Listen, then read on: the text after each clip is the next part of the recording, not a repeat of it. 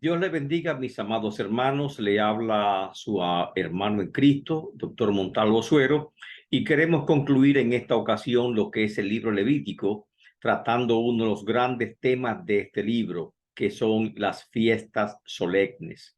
Era de gran importancia para nosotros comprender el significado de estas fiestas y sobre todo dominar, amén, cuáles aspectos se refiere cada una de ellas, no solo para entender el libro Levítico, sino también para comprender un poquito más lo que es la obra de Cristo por nosotros, ya que la ley es altamente simbólica, cargada de mucho significado con respecto a nuestro Señor Jesucristo. Y por esa razón estamos acá tratando de hacerla más comprensible a cada uno de ustedes. Las fiestas solemnes son instituidas por la ley de Moisés. Y de hecho, desde el libro de Éxodo, mucho antes que Moisés recibiese la ley, amén, Dios comenzó a hablarle a Moisés acerca de algunos eventos que tenía que conmemorar de manera solemne. Amén. Son fiestas religiosas que están pautadas en el calendario religioso de los judíos. La ley de Moisés denomina a esta fiesta como santa convocación, en las cuales los israelitas suspendían el trabajo para celebrar fiestas a Dios. Lógicamente, estas fiestas tenían varios propósitos o varios motivos. Uno de los primeros motivos era recordarle algunos eventos históricos en los cuales la mano de Dios se había manifestado y había servido para redimir, para libertar a Israel, como es el caso de la Pascua, que está marcando o conmemorando la salida de Egipto, los panes sin levadura, amén, las trompetas, los tabernáculos y posteriormente también la fiesta del Purim. Está conmemorando eventos que son históricos, como vamos a verlo un poquito más adelante. Otras fiestas están relacionadas con actividades agrícolas. Por ejemplo, la fiesta de la primicia se relaciona con actividad agrícola, y también el Pentecostés está relacionado con las fiestas de la cosecha. Y otras fiestas finalmente se relacionan con la purificación del pueblo ante Dios o la consagración del pueblo ante Dios, que podemos decir que es la identidad religiosa de Israel como pueblo especial de Dios. Y en este caso nos referimos de manera particular a lo que es el día de expiación, donde se cumple la palabra que Dios ha elegido un pueblo santo, una nación santa, y se concretiza de esta forma. Todo varón israelita de los tiempos verotestamentarios y aún, amén, del primer siglo de la era cristiana, tenía la obligación de descender a Jerusalén durante tres fiestas principales. Las tres fiestas principales de todas estas que le hemos mencionado es la Pascua, que conmemora la salida de Egipto; el Pentecostés, que está conmemorando la recepción o el recibimiento de la ley en el Sinaí; y los tabernáculos, que es un recordatorio de la peregrinación de Israel por el desierto en los 40 años, amén, que le tocó esa dura tarea. En total estamos hablando de siete fiestas anuales que establece la ley de Moisés. Las primeras cuatro fiestas se celebran en la primavera, que son la Pascua o Pesat, los panes sin levadura o panes ácimos o maxá, los primeros frutos o las primicias, picurín, el Pentecostés o fiestas de la semana, también llamado que es el Chabut. Amén. Las otras tres últimas fiestas se celebran en la temporada de otoño, que son las trompetas o Rosh Hashanah, el día de expiación o Yom Kippur, y los tabernáculos o Sukkot. Vamos a ver en detalle cada una de estas fiestas para ver de qué forma, amén, nosotros podemos entender y cómo podemos relacionarla con los eventos históricos, tanto de Cristo como de la iglesia en particular. Los propósitos de esta fiesta de manera principal es hacer celebración gozosa delante de Jehová, regocijarse en su presencia, y por lo tanto representa una gozosa comunión con nuestro Dios. Esto nos recuerda que el servicio a Dios tiene que ser lleno de gozo. Amén. Nos recuerda que nuestros servicios en la congregación tienen que estar impregnados de este gozo. Amén. Ya que el mismo libro de Salmo nos habla y es testigo de la celebración delante de Dios, especialmente cuando vemos los salmos de su vida, que tienen como escenario la ascensión a Jerusalén para celebrar estas fiestas delante del Señor. Así que en esa peregrinación salían los judíos de diferentes puntos, amén, de Palestina, en caravanas, y durante todo este trayecto de varios días iban cantando los salmos al Señor. Amén. Lo que nos recuerda a nosotros que no vamos únicamente al templo a buscar la presencia de Dios, sino que ya la presencia de Dios va con nosotros mientras nos dirigimos al templo, y nosotros en el templo, en la iglesia, conquistamos la presencia de Dios con nuestra alabanza, con nuestra adoración.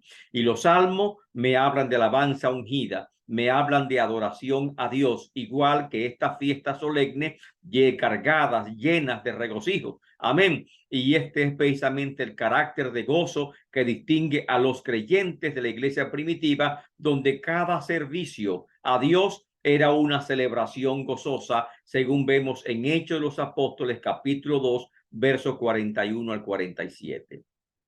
La fiesta solemne también daban a los israelitas la oportunidad de recordar que eran el pueblo especial de Dios, el pueblo de la ley o el pueblo del pacto. La iglesia viene ahora a ocupar ese lugar en el Nuevo Testamento, ya que somos constituidos, como dice el apóstol Pedro en Primera de Pedro 2:9, linaje escogido, real sacerdocio, pueblo escogido por Dios, nación santa. Amén. Y que hemos sido llamados para anunciar las virtudes de aquel que nos llamó de las tinieblas a su luz admirable. Así que estas fiestas solemnes son de gran importancia, 7 en totalidad: la Pascua, los panes sin levadura, las primicias y el Pentecostés, amén, celebrada en primavera, amén, y las 3 restantes en la temporada de otoño: las trompetas, el día de expiación y los tabernáculos. Amén. Y por lo tanto, veamos en detalle algunas de ellas. La más importante y la primera de ellas es la Pascua o Pesat. Amén. Pesat viene de la palabra hebrea que significa pasar por alto. En esta festividad se conmemora específicamente la liberación o salida de Egipto, que encontramos en Éxodo 13, 3 al 11, lo cual se convierte en el modelo de liberación obrado por Dios en todo el Antiguo Testamento. Dios liberó a su pueblo, amén, y así como Dios liberó a su pueblo, también el Señor libera a su iglesia, libera a cada creyente con mano fuerte y con brazo extendido. La Pascua se enfoca en la redención obrada por la sangre del Cordero. Amén. Es decir, el paso del ángel de la muerte por todo el país de Egipto, pasando por alto las casas de los israelitas que tenían marcada en sus puertas la sangre del Cordero, que encontramos en Éxodo capítulo 12. Para los cristianos, la Pascua constituye un símbolo profético de Cristo, el cual, como dijo Juan el Bautista, es el Cordero de Dios que quita los pecados del mundo. En Juan 1:29, igual lo encontramos en 1 Corintios 5:5, y también habla de ello Isaías 53, versículo 7. El día 10 del mes primero, que es Nisán, amén, se separa el Cordero sin defecto de un año, es decir, un cordero que tenía que ser inmolado el día 14 de ese mismo mes, y cuando era degollado, sacrificado, su sangre era rociada sobre el altar. Amén. Y este cordero tenía que ser comido entre el día 14 y el día 15, fue comido con hierbas amargas y panes sin levadura, conforme leemos en Éxodo 12, que eran símbolo de la opresión en Egipto. Todos estos elementos de la Pascua son altamente simbólicos y no podemos pasarlo por alto. La Pascua se realizaba ante la Pascua un día de ayuno, que era la víspera de la Pascua, y la primera noche de la Pascua, amén, había una cena de festividad muy simbólica para nosotros, y esta cena se llamaba el Seder del Pesat.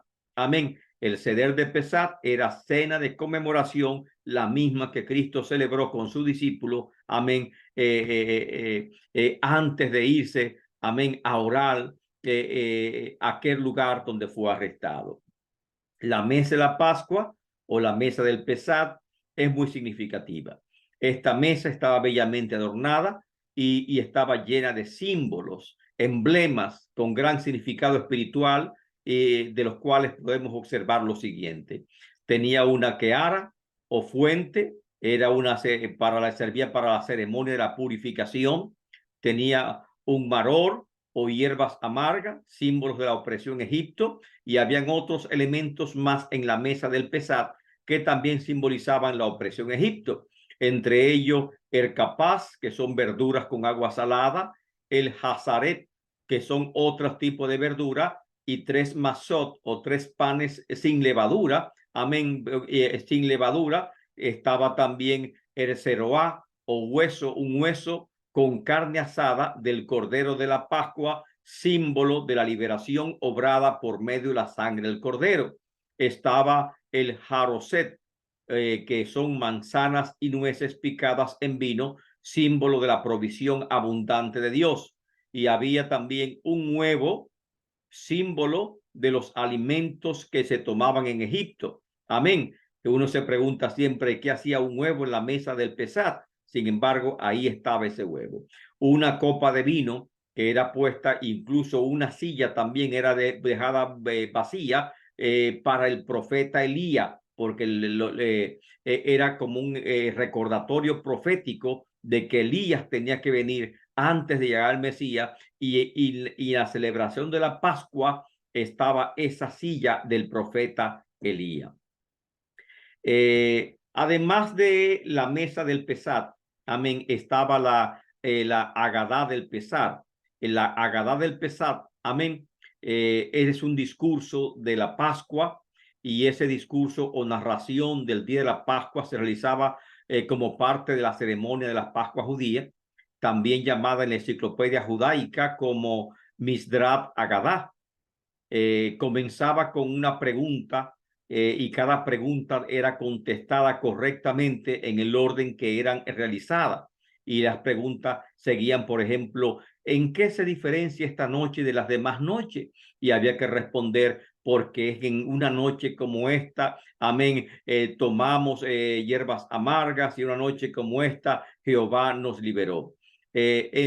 ¿Por qué comemos hierbas amargas? Y respondía inmediato por qué se comían hierbas amargas. ¿Por qué comemos recostados sobre la mesa? O sea, que comían sentados al lado de la mesa, y lógicamente era la única noche que se comía de esa forma. Y cada una de estas preguntas estaba acompañada de su respuesta, amén, en su amplia explicación. Y por lo tanto observamos que la Agadá del Pesat, amén, o el discurso de la Pascua era dirigido específicamente para recordar los eventos que tuvieron lugar con la salida de Egipto del pueblo de Israel. Y todos estos símbolos son muy significativos para cada uno de nosotros. Recordemos, para el creyente tiene un significado diferente. Jesús celebró la Pascua con su discípulo. Amén. Y esta Pascua la encontramos en el Evangelio de Mateo, en los Sinópticos, y aún el Evangelio de Juan, que se reunió y celebró la última cena, que fue la cena de la víspera de la Pascua, que se llama Seder del Pesat. Amén. Y esa mesa que tenía Cristo preparada es lo que hablamos ahorita de la mesa del Pesat o la mesa de la Pascua. Y esa mesa de la Pascua tenía necesariamente estos elementos que hemos mencionado. ¿Por qué tenía esos elementos? Porque es la costumbre judía que la mesa de la Pascua tuviese estos elementos.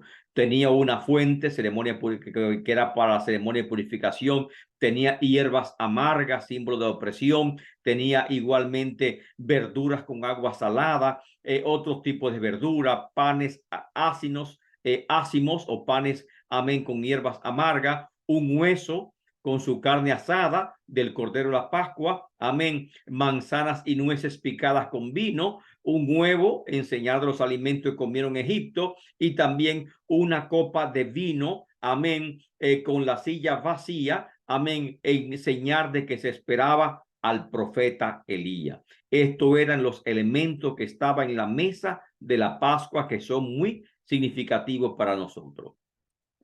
La Pascua, por lo tanto, representa el nuevo pacto hecho con la sangre de Cristo. Cada vez que tomamos nosotros la celebración del pan y el vino, así como Cristo lo hizo con su discípulo, que él dijo, haced esto en memoria de mí, según encontramos en Mateo 26 al 29 y en los otros evangelios. Cada vez que tomamos de esos elementos, celebramos la renovación de ese pacto y nuestra comunión con él. La Pascua, Cristo es nuestra Pascua. Cristo es nuestra fortaleza y nuestra salida. Así que este es el elemento principal de la Pascua. La segunda fiesta nacional es la fiesta de los panes sin levadura, amén, o panes ácimos, llamada también Matzah.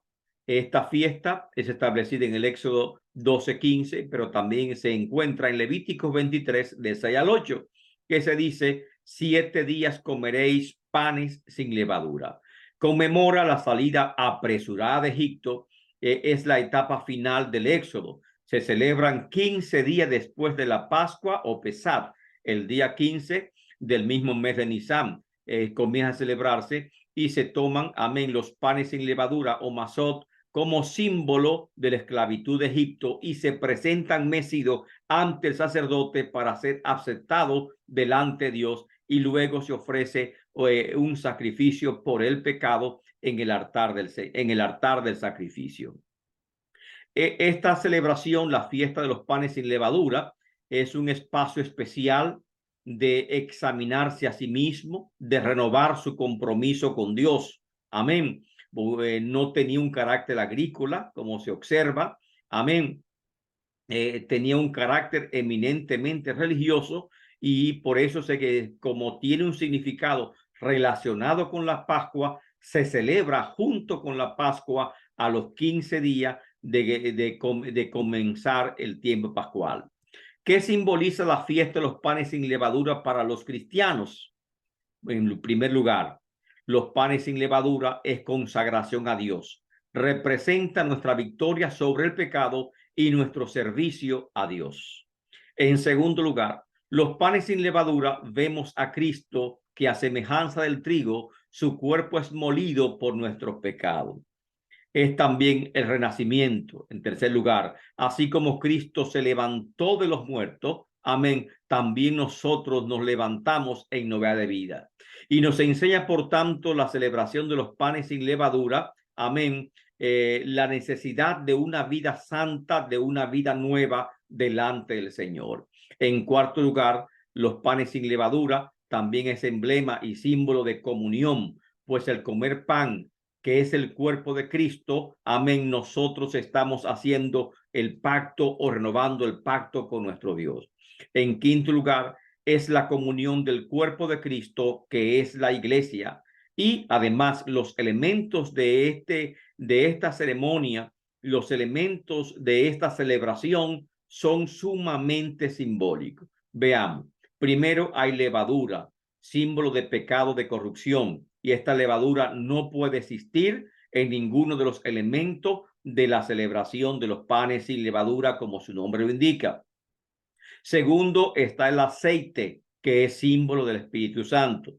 Tercero, está la sal, que es símbolo de preservación. Como dijo Cristo, vosotros sois la sal de la tierra. Está el agua, símbolo de purificación, de limpieza. Está el grano de trigo, símbolo del cuerpo de Cristo. Y está el vino, símbolo de la sangre de Cristo. Así que durante esta fiesta ya que Cristo es nuestra Pascua, porque es el Cordero de Dios que quita los pecados del mundo, que fue sacrificado por nosotros. Ahora, amén, en los panes sin levadura, Cristo se presenta también como nuestra comunión con el Padre, amén, que nos acerca al Padre.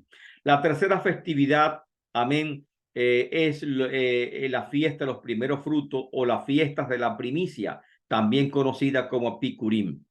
Esta fiesta es la fiesta de la siega o de los primeros frutos establecida en el Éxodo 23, versos 14 y 16. Y también se establece en Levítico 23, 9 al 14. Dice Levítico: el sacerdote mecerá la gavilla delante de Jehová para que seáis aceptos, y luego ofreceréis un cordero de un año en holocausto. Y sabemos que el holocausto es para consagración. Así que la primicia, estamos consagrando a Dios el producto de la tierra, consagrando a Dios, amén, nuestro ganado, pero también nos estamos consagrando a Dios nosotros mismos. Se trata, por lo tanto, de una ofrenda de los primeros frutos y de los primeros animales del rebaño. Tiene un carácter agrícola. Su propósito es agradecer a Dios por su provisión. Esta fiesta es presentada en el Nuevo Testamento como un tipo de la resurrección de Cristo, que dice el apóstol Pablo en 1 Corintios 15, 20, que Cristo es primicia de los que durmieron. Y por lo tanto, cuando vemos la fiesta de las primicias, estamos pensando de inmediato en la resurrección. Cristo se levantó y nosotros también nos vamos a levantar. Después de los primeros frutos o la festividad de las primicias, sigue la cuarta fiesta, que es el Pentecostés, o también llamada fiesta de la semana, o igualmente en hebreo Shavuot. Amén, Shavuot. Eso establecido en Levítico 23, 15 al 21. Se celebran 50 días después de la Pascua, en el mes tercero, que es Silván, de aquí su nombre. También se llama las fiestas de la semana, porque se celebra, amén, 7 semanas después de la Pascua. Amén. El Pentecostés conmemora el recibimiento de la ley de Dios en el monte Sinaí por el profeta Moisés, y esta es la gran verdad. Después de la salida de Egipto, 7 semanas llegaron al monte Sinaí, amén, y Dios le dio a los 50 días la ley a Moisés, y por lo tanto el pueblo conmemora esa presencia terrible de Dios en el monte Sinaí cuando Moisés recibió la ley de Dios. Esta fiesta también tiene un carácter agrícola, marca el fin de la cosecha de trigo, según Éxodo 23, 16, y se ofrecía a Dios 2 panes como ofrenda mecida, como primicia para Dios, según vemos en Levítico 23, 17, recordándonos que Jehová Dios es nuestro proveedor y nuestro sustentador durante los 40 años de Israel en el desierto, y ahora lo es para nosotros. Para el creyente, el Pentecostés es sin duda la conmemoración del descenso del Espíritu Santo en el aposento alto, que marca el inicio del periodo de la iglesia como cuerpo de Cristo, que vemos en Hechos capítulo 2, versículo 4.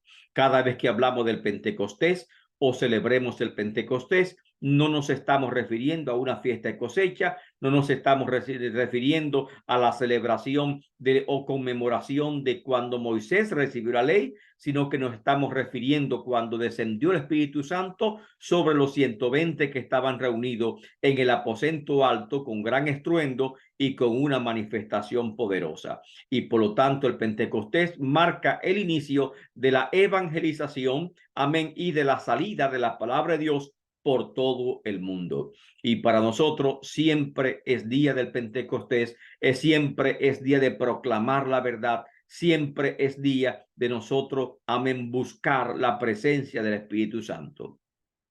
Estas son las primeras 4 fiestas nacionales que celebra el pueblo judío.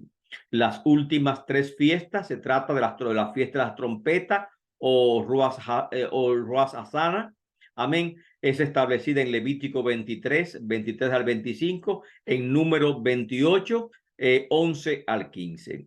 Al son de las trompetas, como dice la Biblia, los judíos proclamaban el primer día del año nuevo al del celebrando, amén, celebrando lo que es, amén, el año en el calendario religioso judío. Así que la trompeta es la celebración del año nuevo, y por esa razón nosotros también celebramos, por así decirlo, el año nuevo, el 4 de julio, y otros días nacionales los celebramos con torpedos, con fuegos artificiales, y los judíos lo celebran al toque de trompeta. Esta fiesta también marca igualmente el final de la cosecha. Amén. Y con eso se termina la cosecha. Para los cristianos, esta fiesta anuncia el arrebatamiento de la iglesia al final de la trompeta de Dios, como dice el apóstol Pablo en 1 Tesalonicenses capítulo 4, versículos 16 al 17 y 1 Corintios 15, 52. La siguiente fiesta es el Día de la Expiación o Yom Kippur, también conocido como Día del Perdón. Está establecido en Levítico 16, 1 al 34 y Levítico 23, 26 al 32. Esta fiesta era el punto culminante de todo el sistema de sacrificio. Se celebraba el día 10 del mes séptimo, cuando el sumo sacerdote entraba al lugar santísimo a hacer expiación por el pueblo sobre el propiciatorio al presentar una ofrenda delante de Jehová. Se presentaban 2 corderos para el sacrificio y se echaba suerte sobre ellos, una suerte por Jehová y otra suerte por Azazel. El que aleja significa Azazel. Aarón sacrificaba el macho cabrío sobre el cual caía la suerte por Jehová como sacrificio expiatorio, amén, para todo el pueblo. Luego ponía su mano sobre el macho cabrío sobre el cual caía la suerte sobre Azazel, amén, y confesaba todas las iniquidades del pueblo, y entonces ese cordero, ese macho cabrío por Azazel, era llevado al desierto fuera del pueblo, amén, fuera del campamento, para no volver nunca más. De esa forma, el pecado simbólicamente se alejaba y el pecado era también cubierto con la sangre, amén, del cordero, del macho cabrío que Dios había elegido, amén, para la expiación del pecado de todo el pueblo. Azazel era el nombre de un demonio que los antiguos cananeos creían que habitaba en los desiertos, y por esa razón se echaba suerte sobre los 2 machos cabríos, suerte por Azazel, el demonio que habita en los desiertos, amén, que tal vez es símbolo de Satanás, y suerte, amén, por Jehová, y aquel que caía la suerte por Jehová era aquel cordero que iba a ser digno, amén, del sacrificio expiatorio para el perdón de todo el pueblo. El desierto era tierra estéril, lejos de Dios, así que los 2 machos cabríos, solo uno era sacrificado para expiar los pecados de humanidad y el otro era sacado fuera del campamento, amén, y abandonado por los desiertos, amén, para no ser visto jamás. Simbólicamente se ponían la mano sobre el cordero por Azazel y se transferían todos los pecados del pueblo. Amén. Y los pecados del pueblo eran alejados. Y el cordero que caía por Jehová era sacrificado, amén, por el pueblo. ¿Qué significado tiene esta celebración, amén, para los cristianos? El día de expiación, el Yom Kippur, tiene un significado especial. Cristo es presentado en el Testamento como el sacrificio perfecto y el Cordero de Dios, sobre el cual, amén, cayó la suerte por Jehová y quien quita los pecados de toda la humanidad. Su sangre, una vez y para siempre, limpia de mala conciencia a todos los que se acercan a Dios, dándonos eterna redención, como lo dice Hebreo 9, 11 y 12. Igualmente en Hebreo 9, 13 y 14 es muy significativo. Nos dice: porque si la sangre de los corderos y de los machos cabríos y las cenizas de las becerras, de la becerra rociada a lo inmundo, santificaban para la purificación de la carne, cuanto más la sangre de Cristo, el cual mediante el Espíritu eterno se ofreció a sí mismo sin mancha a Dios, limpiará nuestra conciencia, amén, de obras muertas para que sirváis a un Dios vivo. y ese es el significado del Yom Kippur. Amén. Ya de muerto, muero al pecado y ahora vivo para Dios y sirviendo lógicamente al Señor por siempre. La última fiesta es la fiesta de los tabernáculos o Sukkot. Amén. O también llamada fiestas de las enramadas, que están pautadas o están establecidas en Levítico 23, los versículos 33 al 43. Es la última fiesta del año y se celebra al final de la época de la cosecha. Conmemora el peregrinaje de Israel por el desierto. El primer día, los judíos llevaban ramas de palmeras y otros árboles frondosos para hacer enramadas y se dormían en ellas durante 8 días enteros en esas enramadas. El último día de la fiesta celebraba la provisión sobrenatural del agua en el desierto. Cristo es presentado precisamente como la roca de Oreb, de la cual brotó agua, fluyó agua, según Juan capítulo 7, verso 37. Para los cristianos esta fiesta tipifica el reino de Cristo y el milenio específicamente. Así que estas son las 7 fiestas nacionales de los judíos y el significado de cada una de ellas. O sea, son fiestas bíblicas. Las primeras 4 fiestas son celebradas durante la primavera. Comenzamos con la Pascua, los panes sin levadura, las primicias y el Pentecostés. Amén. Esa temporada es muy hermosa, una temporada de celebración gozosa que prácticamente abarca toda la primavera. En otoño celebran 3 grandes fiestas religiosas: la fiesta de la trompeta, el día de expiación y en la fiesta de los tabernáculos, y de esa forma se cubre el año completo, amén, recordando en celebración gozosa delante de la presencia del Señor. Algunos atribuyen algunos significados de carácter cristianos a estas 7 fiestas religiosas, los cuales quería compartir con todos vosotros. Primero, hablan de la Pascua, y lógicamente la Pascua para los judíos, ¿qué significa la Pascua? La salida de Egipto, la liberación de Egipto. Para nosotros la Pascua representa la muerte de Cristo, porque Cristo es el Cordero de Dios que quita los pecados del mundo. Y la Pascua nuestra es Cristo Jesús. Y la Pascua celebramos a Cristo en la Pascua. Después de la Pascua vienen los panes sin levadura. Esos panes sin levadura, eso que es triturado, ese trigo que es triturado, representa la sepultura de Cristo. Amén. Las primicias, estaba hablando de la resurrección de Jesucristo, que se levantó de los muertos y que es primicia de todo lo que han dormido.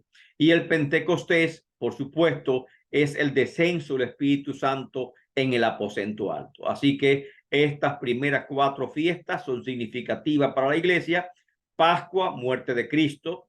Celebramos, amén, celebramos no su muerte, celebramos su vida, pero recordamos su muerte como, amén, porque la muerte de Cristo tiene 2 efectos. Para Israel, produce condenación por cuanto rechazaron a Cristo, pero para la iglesia es liberación, para la iglesia es perdón, para la iglesia es expiación por cuanto aceptó a Cristo como Señor y Salvador. La Pascua es la muerte de Cristo. Los panes sin levadura, la sepultura de Cristo. Las primicias, la resurrección de Cristo que se levantó de los muertos como primicia de los que durmieron. El Pentecostés, el descenso del Espíritu Santo. Y estos son los significados de las primeras 4 fiestas nacionales, amén, que celebraban los judíos en el Antiguo Testamento. Las 3 restantes tienen que ver también con Cristo. Las trompetas, amén, la fiesta de las trompetas nos recuerda el rapto de la iglesia, que seremos llevados, que seremos levantados a la final trompeta de Dios. El día de la expiación nos recuerda lógicamente a la segunda venida de Cristo, amén, que viene a juzgar, viene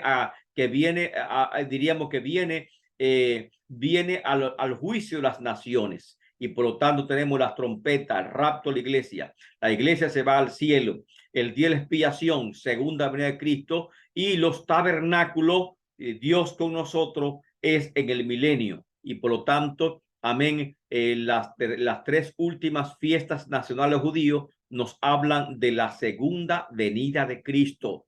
Las trompetas, el rapto de la iglesia. Día de la expiación, la segunda venida de Cristo, y los tabernáculos, el milenio. Y de esta forma estamos concluyendo lo que son el significado de estas fiestas nacionales para los judíos, las cuales también son significativas para nosotros en cuanto al significado espiritual que contienen. De esta forma concluimos con el estudio levítico y le invitamos a seguir, amén, con los estudios del Pentateuco para ir conociendo cada uno de estos libros, los cuales tienen un contenido fantástico, importante, que nos trae grandes lecciones espirituales para nosotros poder aprender un poquito más acerca del Señor Jesucristo.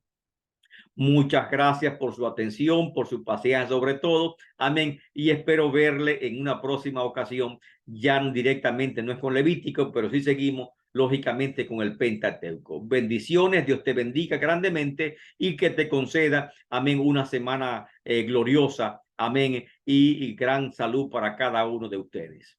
Amén.